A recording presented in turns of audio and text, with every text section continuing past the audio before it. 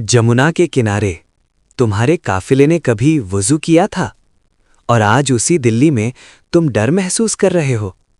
याद रखो, ये शहर तुम्हारे खून से सींचा गया है। अहद करो, ये मुल्क हमारा है, हम इसी मिट्टी के लिए हैं और इसकी तकदीर के फैसले हमारी आवाज़ के बिना कभी पूरे नहीं हो सकते। दोस्तों, ये अल्फाज किसी आम इंसान के नहीं थे, ये आवाज़ थी उस नेता की जिसे महात्मा गांधी ने कहा था, कांग्रेस का सबसे महान नेता।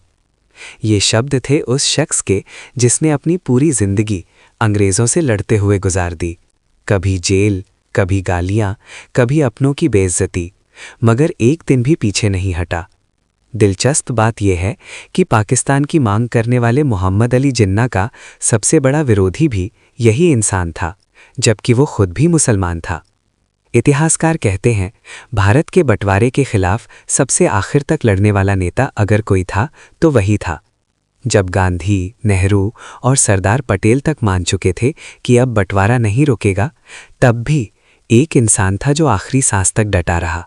और अफसोस, आज वही इंसान पोस्टरों से गायब है, किताबों से गायब है और तकरीरों से भी। हम बात कर रहे हैं भारत के पहले शिक्षा मंत्री, भारत रत्न मौलाना अबुल कलाम आज़ाद की।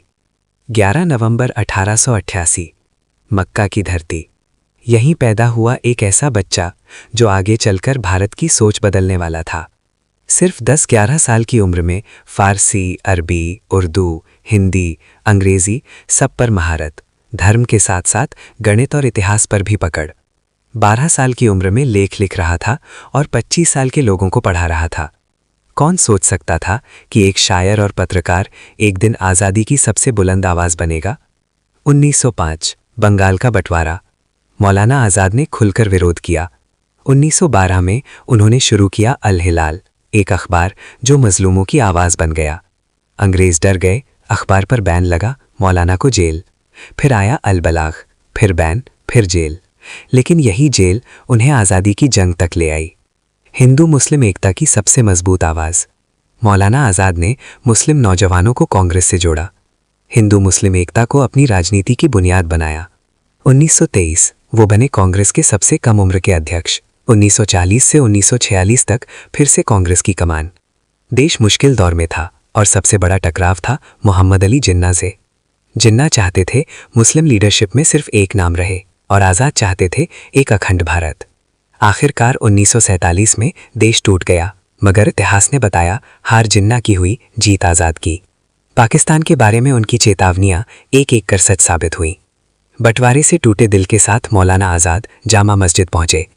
हजारों लोग सामने थे और फिर जो भाषण दिया गया वो इतिहास बन गया। एक ऐसा भाषण जो हर भारतीय मुसलमान को कम से कम एक बार जरूर सुनना चाहिए। 1952, रामपुर से सांसद, भारत के पहले शिक्षा मंत्री, IIT, UGC जैसी संस्थाओं की नींव। जिस भारत को आज शिक्षा में आगे देखते हैं, उसकी जड़ में मौलाना आज़ाद हैं। 19 फरवरी 1958, एक गिरना और फिर 22 फरवरी को हमेशा के लिए विदा। लेकिन कुछ लोग मरते नहीं, वो इतिहास बन जाते हैं। मौलाना अबुल कलाम आज़ाद उन्हीं में से एक थे।